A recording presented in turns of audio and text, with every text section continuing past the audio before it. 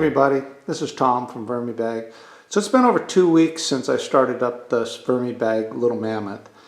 And all I've done, I've added one little squash in the center of it just to give them a little food, but for the most part I haven't added anything at all.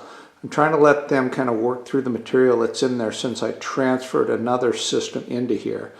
But overall they seem to be doing pretty good. I did look into the bag several times, and I am getting a little bit drier along the edges now, and but it's kind of understandable that it would be because I haven't fed anything into the system. I've added nothing for over 2 weeks, so it's again kind of understandable that it would be. So today I'm going to go ahead and finally give it its first real feeding. I have a bunch of stuff set out right here that I've thawed out now that came out of the freezer. So I'm going to give a pretty hefty feeding, maybe just a little bit of bedding over on the top, and kind of get this thing going.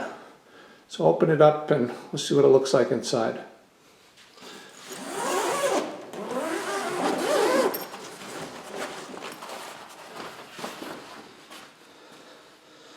So as you can see here, I added a squash right in the center.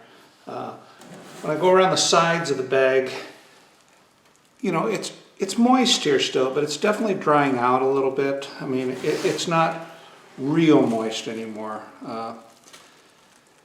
But I haven't added any moisture or any food to this thing since I started it up. So you can see the worms are, you know, mixed pretty well throughout the thing, it looks like, throughout the bag. But I definitely would like to add a little bit more moisture to the system. Take a look underneath the squash here and see what's, I'm sure there's a lot of worms underneath there, yeah. You can see them concentrated inside the, if I dig down here in the center of this, I'm sure there's a lot of worms there. Yeah. I mean, they're hanging out wherever there's food. There's not too much food anywhere else in the system, so, you know, they're definitely hanging out right here on the squash. The moisture is really good here. Actually, it's a little bit too wet here in the center, right where the squash was. But again, overall, the rest of the system as I dig around, you know, you could easily sift this stuff. I mean, the moisture level is down fairly low on it. Again, I mean, it's not dry, but so I'm going to go ahead and add this material that I have sitting out. It's quite a bit. I'm actually just going to dump it out here initially here and then spread it out. See what's in here.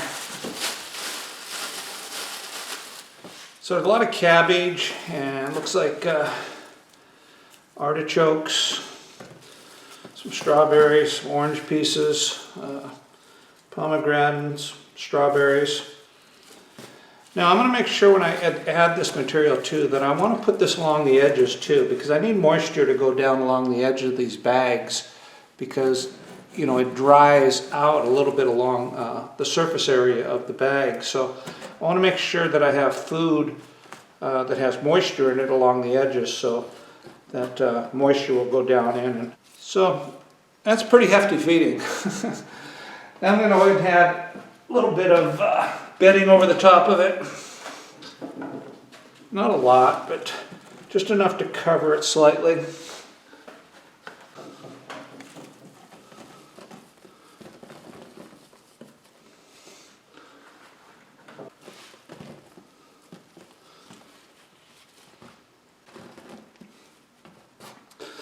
So that's about it, I think. Zoom out just a smidgen.